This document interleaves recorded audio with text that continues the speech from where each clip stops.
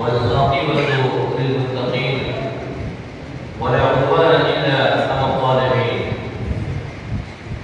والصلاة والسلام على سيد الأنبياء والمرسلين وعلى آله الطيبين الطاهرين وعلى أصحابه الغر الميامين ومن تبعهم بإحسان إلى يوم الدين، وبعد. فأعوذ بالله من الشيطان الرجيم. بسم الله الرحمن الرحيم. ورتل القرآن ترتيلا. عزیز طلباء،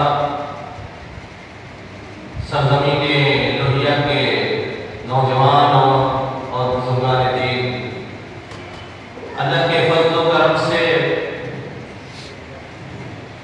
آج آپ کے اس ادارے مدرسہ زید بن ثابت لتحفیظ القرآن الکریم کا یہ سالانہ اجتماع، اور اس اجتماع میں تقریباً 10 طلباء قرآن کریم کی تکمیل کریں گے۔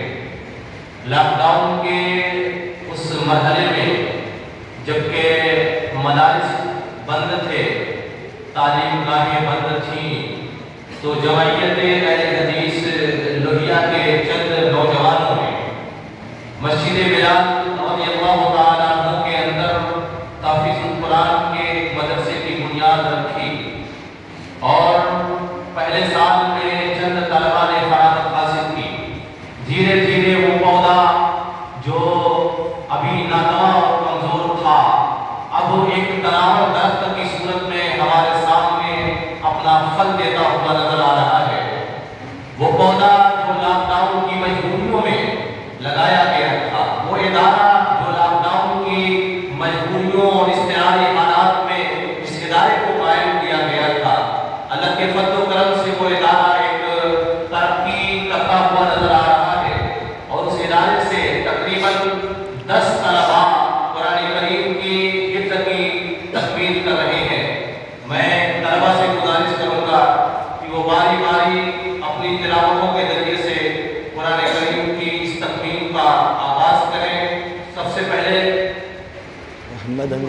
ابو حنظلہ قرآن کریم کی تلاوت کر کے اپنے قرآن کریم کی تکمیل کریں گے، اور پھر اس کے بعد باری باری سارے طلباء اسی طریقے سے اپنی تلاوتوں کے ذریعے سے قرآن کی تکمیل کریں گے۔ ابو حنظلہ شروع کیجیے۔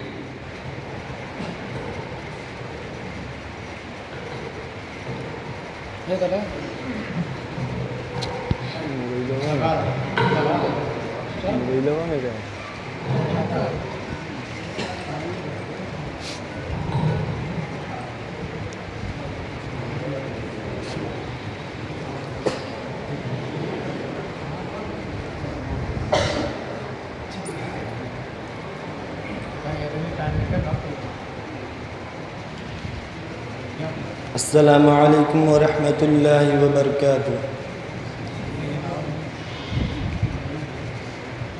اعوذ باللہ من الشیطان الرجیم،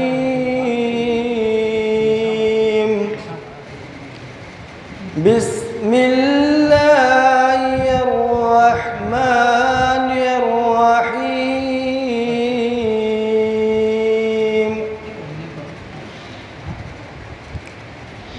قل هو اللہ احد اللہ الصمد لم یلد ولم یولد ولم یکن له کفوا احد، بسم اللہ الرحمن الرحیم،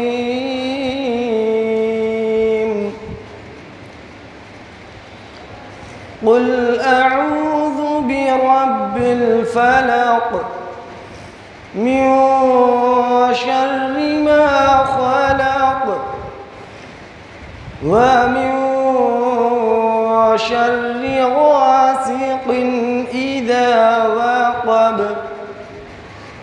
ومن شر النفاثات في العقد ومن شر حاسد إذا حسد. بسم الله الرحمن الرحيم. قل أعوذ برب الناس ملك الناس إله الناس من شر الوسواس الخناس الذي يوسوس في صدور الناس من الجنة والناس. السلام عليكم ورحمة الله وبركاته.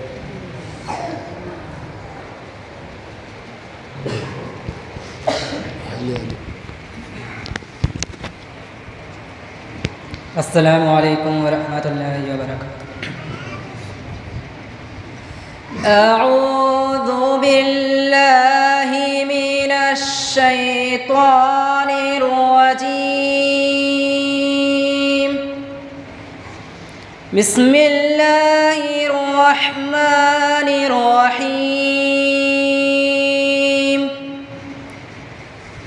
قل هو الله أحد الله الصمد لم يلد ولم يولد ولم يكن له كفوا أحد. بسم الله الرحمن الرحيم. قل أعوذ برب الفلق من شر ما خلق ومن شر غاسق إذا وقب ومن شر النفاثات في العقد ومن شر حاسد إذا حسد. بسم الله الرحمن الرحيم.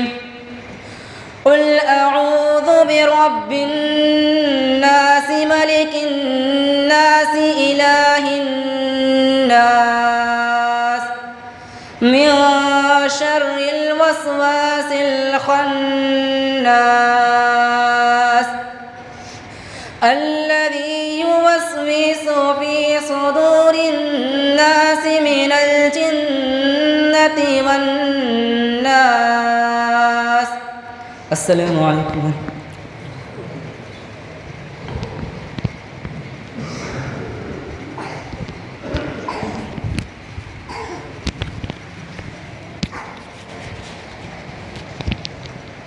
السلام عليكم ورحمة الله وبركاته.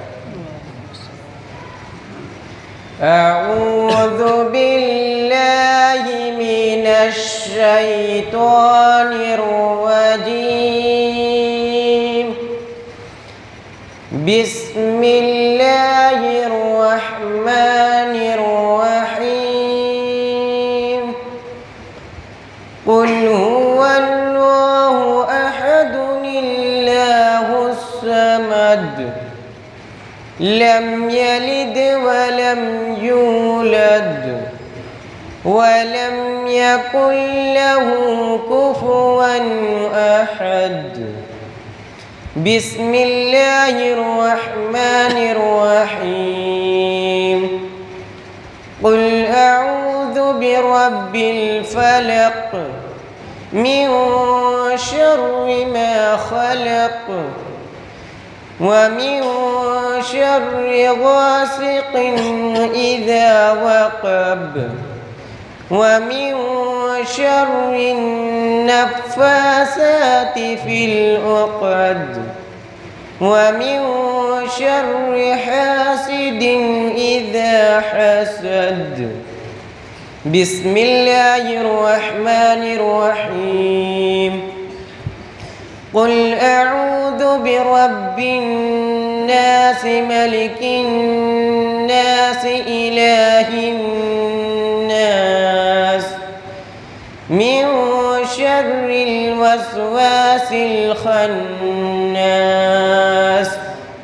الذي يوسوس في صدور الناس من الجنة والناس. السلام عليكم ورحمة الله وبركاته.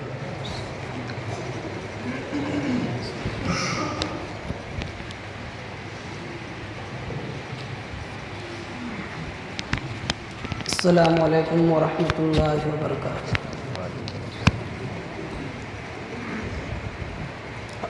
أعوذ بالله من الشيطان الرجيم.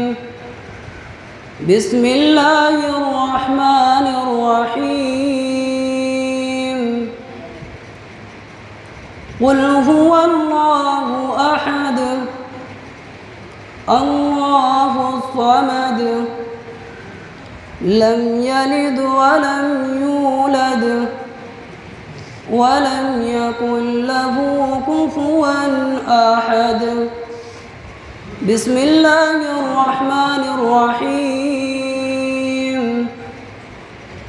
قل أعوذ برب الفلق من شر ما خلق ومن شر غاسق إذا وقب ومن شر النفاثات في العقد ومن شر حاسد إذا حسد. بسم الله الرحمن الرحيم. قل أعوذ برب الناس ملك الناس إله الناس من شر الوسواس الخناس الذي يوسوس في صدور الناس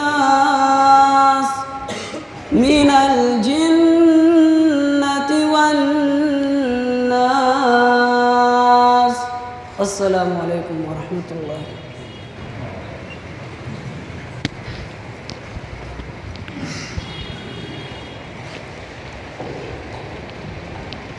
السلام عليكم ورحمة الله وبركاته.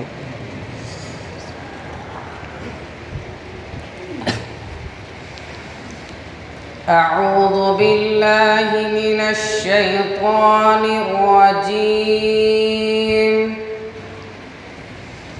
بسم الله الرحمن الرحيم.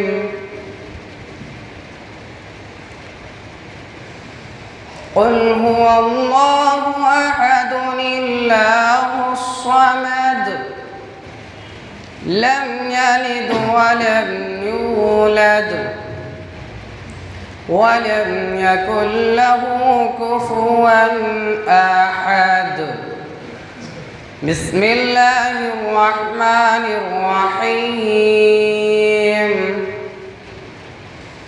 قل أعوذ برب الفلق من شر ما خلق ومن شر غاسق إذا وقب ومن شر النفاثات في العقد ومن شر حاسد إذا حسد.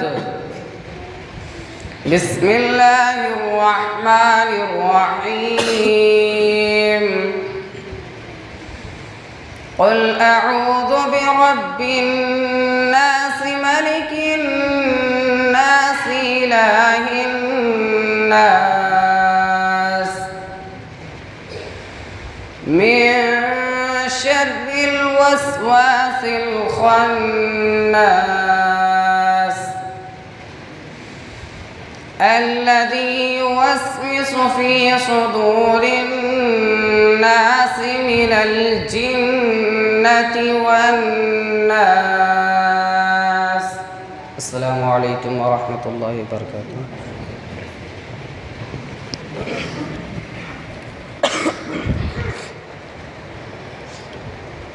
السلام عليكم ورحمة الله وبركاته. أعوذ بالله من الشيطان الرجيم. بسم الله الرحمن الرحيم. قل هو الله أحد الله الصمد لم يلد ولم يولد ولم يكن له كفوا أحد. بسم الله الرحمن الرحيم. قل أعوذ برب الفلق من شر ما خلق ومن شر غاسق إذا وقب ومن شر النفاثات في العقد ومن شر حاسد إذا حسد. بسم الله الرحمن الرحيم. قل أعوذ برب الناس ملك الناس إله الناس من شر الوسواس الخناس الذي يوسوس في صدور الناس من الجنة والناس. السلام عليكم ورحمة الله وبركاته.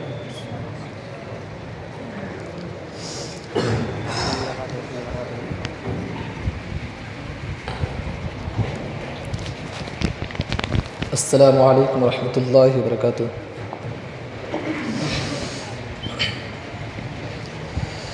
أعوذ بالله من الشيطان الرجيم. بسم الله الرحمن الرحيم. قل هو الله أحد الله الصمد لم يلد ولم يولد ولم يكن له كفوا أحد. بسم الله الرحمن الرحيم. قل أعوذ برب الفلق من شر ما خلق ومن شر غاسق إذا وقب ومن شر النفاثات في العقد ومن شر حاسد إذا حسد. بسم الله الرحمن الرحيم. قل أعوذ برب الناس ملك الناس إله الناس من شر الوسواس الخناس الذي يوسوس في صدور الناس من الجنة والناس. السلام عليكم ورحمة الله وبركاته.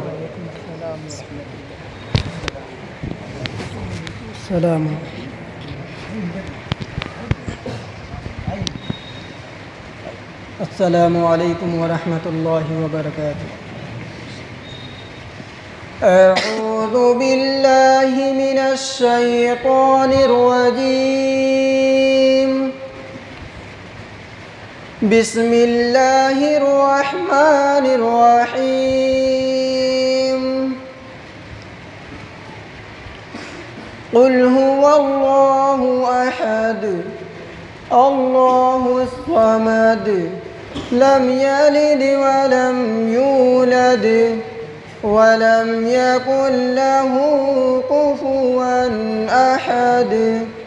بسم الله الرحمن الرحيم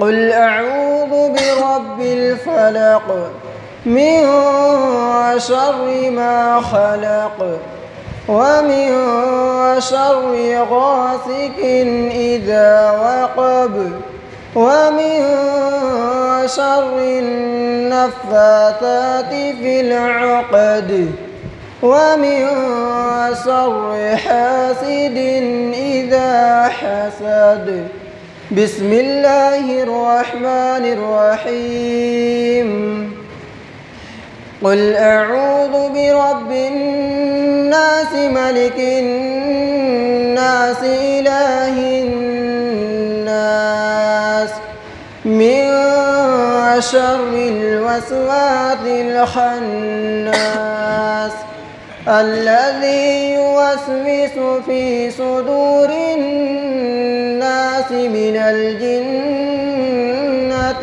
والناس. السلام عليكم.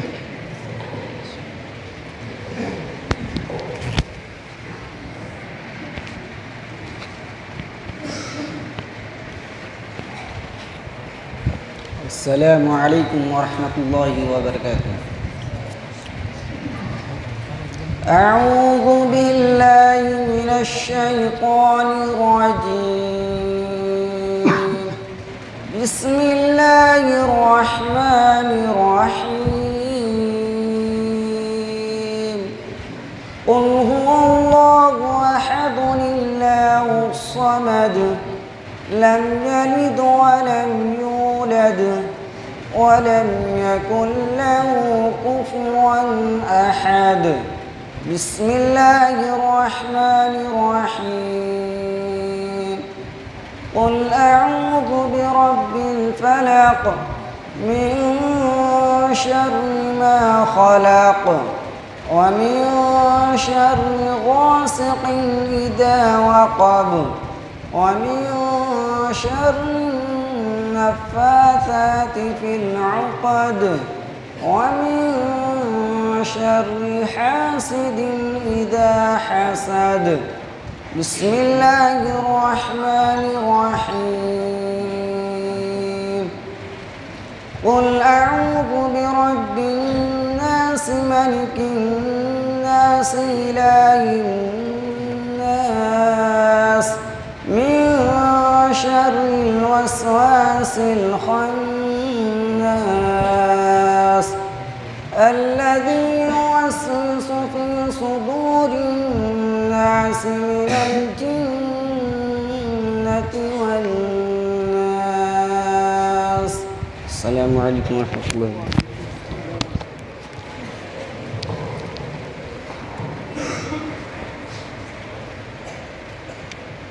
السلام عليكم ورحمة الله وبركاته. أعوذ بالله من الشيطان الرجيم. بسم الله الرحمن الرحيم. قل هو الله أحد الله الصمد لم يلد ولم يولد ولم يكن له كفوا أحد. بسم الله الرحمن الرحيم. قل أعوذ برب الفلق من شر ما خلق ومن شر غاسق إذا وقب ومن شر النفاثات في العقد ومن شر حاسد إذا حسد. بسم الله الرحمن الرحيم.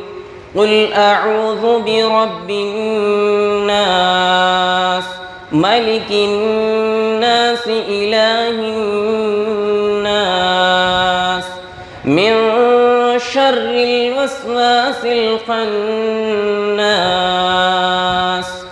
الذي يوسوس في صدور الناس من الجنة والناس. اللهم آنس وحشتي في قبري. اللهم ارحمني بالقرآن العظيم واجعله لي إماما ونورا وهدى ورحمة. اللهم ذكرني منه ما نسيت وعلمني منه ما جهلت وارزقني تلاوته آناء الليل وآناء النهار واجعله لي حجة يا رب العالمين. آمين.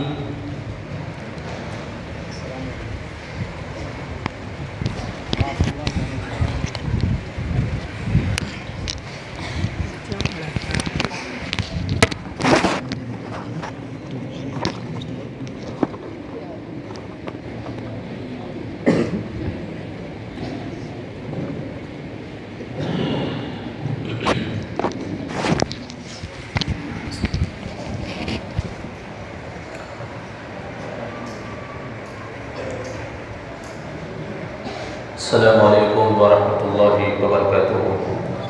الحمد للہ رب العالمین والصلاة والسلام على اشرف الانبیاء والمرسلین وعلى آلہ الطیبین الطاہرین وعلى اصحابہ الغر المیامین ومن تبعهم بإحسان الى یوم الدین. عزیزان گرامی قدر، سرزمین لوہیا کے باشندگان، نوجوانوں اور بزرگوں، جیسا کہ میں نے بتایا تھا کہ اللہ کے فضل و کرم سے اور اللہ تعالیٰ کے احسان کی بدولت لاک ڈاؤن کی جس مجبوریوں اور گوناگوں حالات میں یہ ادارہ قائم ہوا تھا، آج وہ ادارہ اپنا ثمرہ ہمارے سامنے لا کر کے رکھ چکا ہے. تقریباً اس ادارے سے مدرسہ زید بن ثابت لتحفیظ القرآن الکریم سے 10 طلباء نے قرآن کریم کی تکمیل کی ہے، اور انشاءاللہ العزیز اس تکمیل کے بعد عشاء کی نماز کے بعد ایک عظیم الشان اجلاس عام میں ان حفاظ کرام کے سروں پر دستار بھی رکھی جائے گی. اللہ کے فضل و کرم سے آپ کے اس علاقے اور گاؤں کے تقریباً 10 طلباء نے قرآن کریم کو مکمل طریقے سے حفظ کیا، اس کو اپنے سینوں میں بسایا، اور اللہ کا جو فرمان کہ ہم نے قرآن کو نازل کیا، اِنَّا نَحْنُ نَزَّلْنَا الذِّكْرَ وَإِنَّا لَهُ لَحَافِظُونَ، کہ ہم نے ہی قرآن کو نازل کیا ہے اور ہم اس کی حفاظت کی ذمہ داری لے رہے ہیں. اللہ تعالیٰ نے قرآن کریم کی مکمل طریقے سے حفاظت کی ہے. اسی حفاظت کا ایک جز اور حصہ یہ ہے کہ آج مسلمان قرآن کریم کو اپنے سینوں میں محفوظ کر لیتے ہیں، اسے یاد کر لیتے ہیں. جب اللہ تعالیٰ نے قرآن مجید کو رسول پاک صلی اللہ علیہ وسلم کے قلب اطہر پر نازل کیا تھا تو رسول پاک بڑا حیران اور پریشان ہوتے تھے کہ کس طریقے سے قرآن کریم کی آیات کو میں یاد کروں گا، کس طریقے سے اس کو حفظ کروں گا. جب جبریل امین وحی لے کر کے آتے تھے، رسول پاک صلی اللہ علیہ وسلم جلدی ان آیات کو پڑھتے جاتے تھے تاکہ وحی کی کوئی آیت اور آیت کا کوئی حصہ مجھ سے چھوٹ نہ جائے. اللہ تعالیٰ نے کہا کہ تم کو جلدی نہیں کرنی ہے، لا تحرک بہ لسانک لتعجل بہ، جلدی اپنی زبانوں کو حرکت مت دیجیے. آپ جلد بازی میں جلدی یاد کرنے کے چکر میں اپنی زبان کو حرکت مت دیجیے، بلکہ وحی جب آپ کے اوپر اترے تو آپ خاموشی سے اس کو سنیے. ان علینا جمعہ وقرآنہ، قرآن کریم کو آپ کے سینے میں محفوظ رکھنا ہمارا کام اور ہماری ذمہ داری ہے. اللہ نے رسول پاک کے قلب اطہر میں آٹومیٹکلی قرآن کریم کو مکمل طور سے محفوظ کر دیا تھا، اور جب پورا قرآن کریم رسول پاک صلی اللہ علیہ وسلم کی ذات مبارکہ کے اوپر آپ کے قلب اطہر پر نازل ہوا، رسول اکرم صلی اللہ علیہ وسلم اس قرآن کی تعلیم کو صحابہ کرام اور صحابہ کرام کی نسلوں کے درمیان پھیلانے لگے، اس لیے کہ آپ کو اسی لیے بھیجا گیا تھا۔ اس لیے نہیں بھیجا گیا تھا کہ آپ صرف قرآن کریم کو یاد کر لیں اور خود بخود اس کے اوپر عمل کر لیں، بلکہ اس لیے بھیجا گیا تھا کہ آپ قرآن کریم کو یاد کریں، دوسرے اصحاب تک اس کے احکامات کو، اس کی آیات کو پہنچائیں۔ هو الذی بعث فی الامیین رسولا منہم یتلو علیہم آیاتہ ویزکیہم ویعلمہم الکتاب والحکمہ وَإِن كَانُوا مِن قَبْلُ لَفِي ضَلَالٍ مُبِينٍ۔ وہی ذات ہے جس نے امیوں کے درمیان، ان پڑھوں کے درمیان، ناواقفوں کے درمیان انہی میں سے ایک رسول کو، ایک امی نبی کو بھیجا، یتلو علیہم آیاتہ، وہ رسول آ کر کے اپنی قوم کے افراد اور امیوں کے درمیان قرآن کریم کی آیات کی تلاوت کرتے، وَيُزَكِّيهِمْ، اور اپنی قوم کے افراد کو ہر قسم کی گندگیوں اور آلائشوں سے اور خبائثات سے پاک و صاف کرتے، وَيُعَلِّمُهُمُ الْكِتَابَ وَالْحِكْمَةَ، اور رسول کو قرآن کی آیات اس لیے دی گئی تھی تاکہ کتاب اور سنت کی باتوں کو لوگوں کے درمیان پھیلائیں، لوگوں کو سکھائیں۔ رسول پاک کو اسی مقصد کے لیے بھیجا گیا تھا۔ رسول اکرم صلی اللہ علیہ وسلم نے اسی مقصد کے پیش نظر مسجد نبوی کے اندر باقاعدہ ایک صفہ قائم کیا، جس صفے کے اوپر بیٹھ کر کے صحابہ کرام قرآن کی تعلیم اور سنت کی تعلیم کو حاصل کیا کرتے تھے۔ رسول پاک کی زبان مبارک سے صحابہ کرام نے قرآن کو یاد کیا، آپ کی زبان مبارک سے سن کر کے صحابہ کرام نے قرآن کریم کی آیات کو یاد کیا، اور سینکڑوں بلکہ اس سے بڑی تعداد میں صحابہ کرام اسی مسجد نبوی میں حافظ قرآن بنے۔ اس موقع سے جبکہ قبیلہ رعل و ذکوان کے افراد نے، قبیلہ بنو لحیان کے افراد نے رسول پاک کے سامنے آ کر کے اپنے اسلام کا اظہار کیا تھا اور کہا تھا ہم مسلمان ہو چکے ہیں، ہماری قوم کے درمیان ایسے مبلغین اور ایسے حافظوں کو آپ بھیجئے جو قرآن کی آیات کو، اس کے احکامات کو جانتے ہو۔ رسول پاک نے 70 قرآن کے قاریوں کو بئر معونہ بنو لحیان کے درمیان بھیجا تھا۔ اس وقت اصحاب رسول میں 70 سے زیادہ حافظ قرآن موجود تھے۔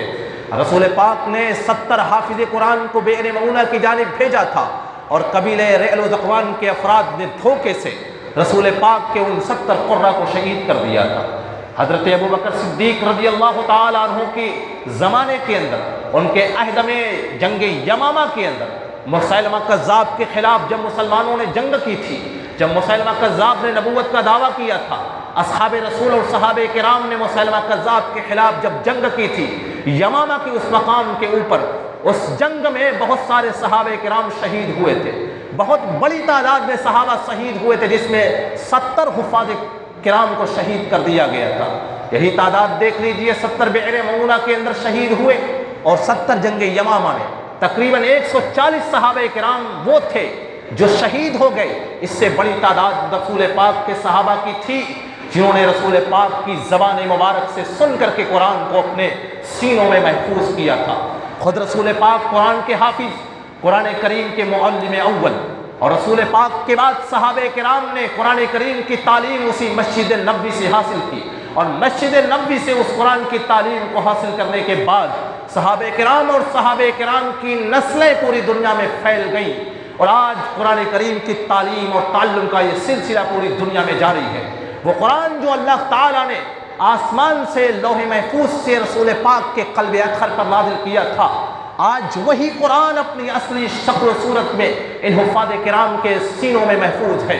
یہ اللہ کا فضل و کرم ہے، یہ قرآن کا اعجاز بھی ہے۔ اس لیے میرے عزیزوں، ضرورت اس بات کی ہے کہ آپ کا یہ ادارہ جن حالات میں قائم ہوا تھا، مجبوریوں کے عالم میں آج یہ تناور درخت بن چکا ہے۔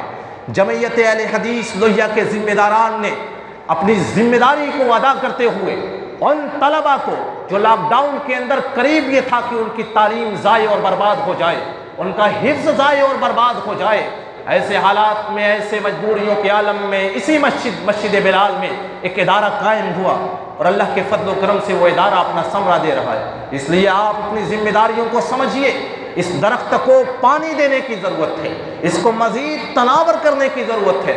یہ آپ کے علاقے کا ایک مضبوط ادارہ بن چکا ہے، اس کو مضبوط سے مضبوط بنانے کی ضرورت ہے۔ اللہ کے فضل و کرم سے آج 10 حافظوں نے اپنے قرآن کریم کی تکمیل کی ہے۔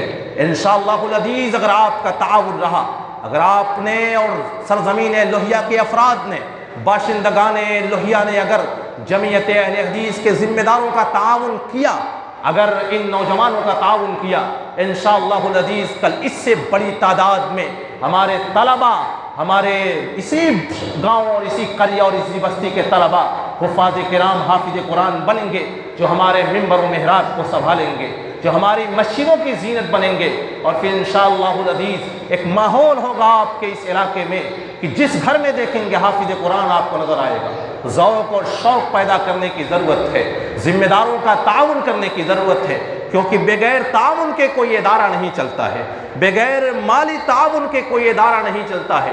اس لیے آپ اپنا تعاون بھی پیش کیجئے، ہر قسم کا تعاون دیجئے، ہر قسم کا ساتھ دیتے رہیے، تاکہ یہ ادارہ مزید ترقی کرتا جائے۔ انشاءاللہ العزیز پھر وہ ماحول دیکھنے کو آئے گا کہ وہ مدینہ المنورہ کی بستی، وہ اصحاب کرام کا معاشرہ، جس معاشرے کے اندر ہر گھر میں حافظ قرآن موجود تھے، انشاءاللہ العزیز اس بستی کے اندر بھی ہر گھر میں ایک حافظ قرآن پیدا ہو جائے گا۔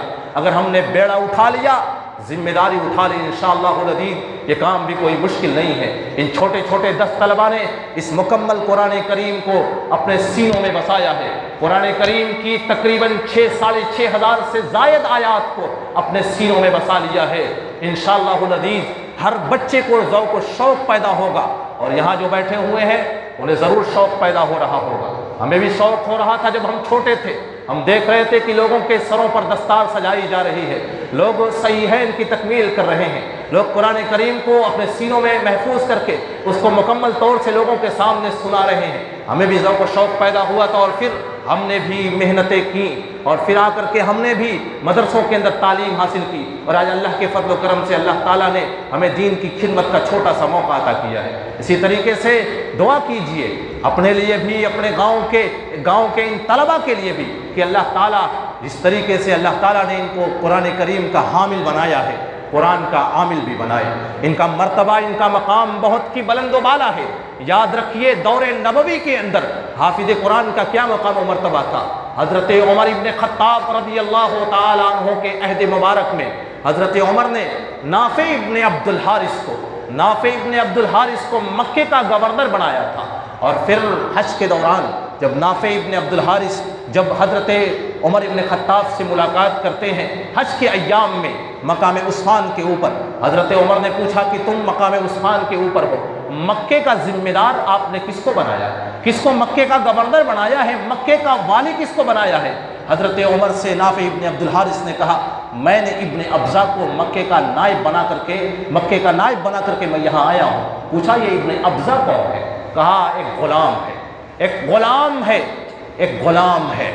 حضرت عمر نے کہا کہ یہ غلام کو تم نے مکے کی ولایت دے دی، مکے کی گورنری تم نے غلام کے حوالے کر دی۔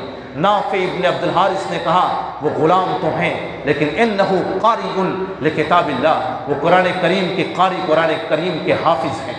اسی موقع سے حضرت عمر نے کہا تھا ان اللہ یرفع بہذا الکتاب اقواما ویدع بہ آخرین، اللہ تعالیٰ اسی کتاب کے ذریعے سے لوگوں کو بلندیاں دیتا ہے۔ اسی کتاب کے ذریعے سے ابن ابزا کو آج مکے کا نائب والی بنا دیا گیا ہے۔ اسی قرآن کریم کے حفظ کی بدولت، اسی قرآن کریم کی تلاوت کی بدولت ابن ابزا کو مکے کی ولایت دے دی گئی۔ ان اللہ یرفع بہذا الکتاب اقواما ویدع بہ آخرین، اللہ تعالیٰ اسی کتاب کے ذریعے سے ایک قوم کو ترقی دیتا ہے، تو اسی کتاب کے اوپر عمل نہ کرنے کی بنیاد پر ایک قوم کو اور ایک جماعت کو پستی کے اندر ڈھکیل دیتا ہے۔ یعنی حفاظ کرام کی کیا اہمیت ہے؟ رسول پاک صلی اللہ علیہ وسلم نے ارشاد فرمایا قوم کے مصلے کے اوپر کھڑے ہونے کے حق کا حقدار اگر کوئی ہے تو وہ قرآن کریم کا قاری ہے، وہ قرآن کریم کا حافظ ہے۔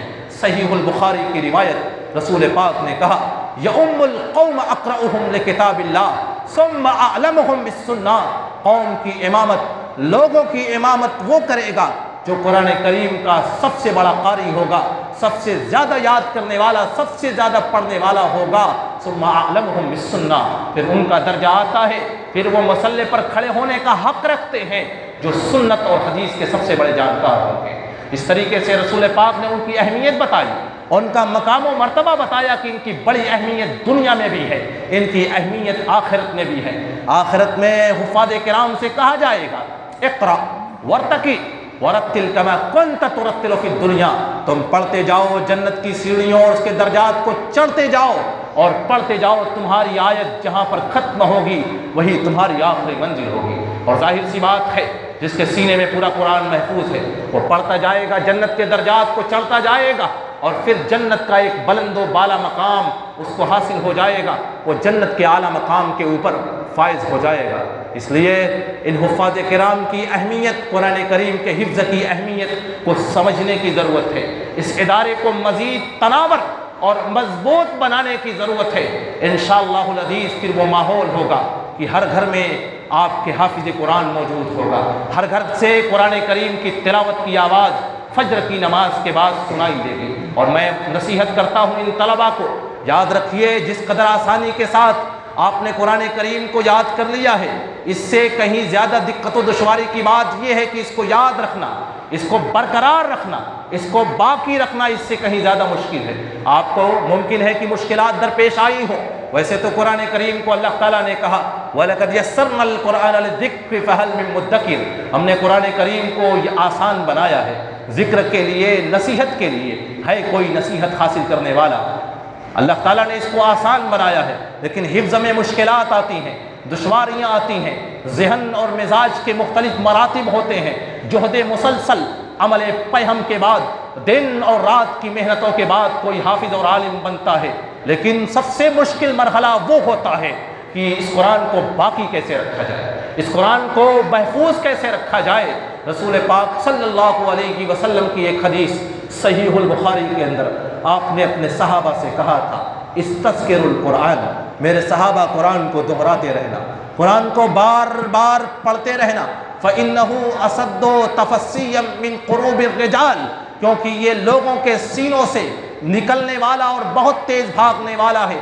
उस ऊँट से जो ऊँट अपनी नकेल को तोड़ा करके बिदक करके भागता है, एक ऊँट अपनी नकेल को तोड़ करके जिस तेज़ी के साथ बिदकता हुआ भागता है, उससे कहीं ज़्यादा तेज़ी के साथ ये कुरान लोगों के दिलों से और हुफ़ाज़ किराम के दिलों से निकलता है। इसलिए अभी भी मुसलसल पैहम मेहनत की ज़रूरत है, कुरान करीम की बराबर तिलावत की ज़रूरत है, इस्तिमरारी तिलावत की ज़रूरत है। रोज़ाना आप 1 पारा 2 पारा आप मुंतखब कर लीजिए कि आप तय कर लीजिए कि मैं रोज़ाना 1 पारा या 2 पारे का दौर करूँगा, 2 पारे की तिलावत करता रहूँगा, तब ये कुरान आपके सीनों में महफूज रहेगा और मजबूत होता जाएगा। अल्लाह ताला से दुआ है कि इलाहुल आलमीन इन तलबा को दीन का आमिल, दीन के ऊपर आमिल, कुरान करीम का हामिल, किताब व सुन्नत का हामिल बना और इनको दीन के ऊपर अमल करने वाला बना। इन तलबा को इनके वालिदैन के लिए सदका जारिया बना, इन तलबा को कौम का, मिल्लत का खादिम बना, इन्हें मिंबर व मेहराब की जीनत बना। अल्लाह ताला से दुआ है कि इलाहुल आलमीन जिन्होंने इस इदारे को कायम किया है और जो लोग इस इदारे के लिए ताउन कर रहे हैं, जो लोग जिस तरीके की भी मेहनत और जिस तरीके की भी कोशिश इस इदारे की तरक्की के लिए कर रहे हैं, अल्लाह ताला तो उनको आखिरत में इसका बेहतरीन बदला दे। आमीन व आखिर दावाना अल्हम्दुलिल्लाहि रब्बिल आलमीन वस्सलामु अलैकुम व रहमतुल्लाहि व बरकातुहू। और कुछ ऐलान कर दी पानी तमाम हज़रात।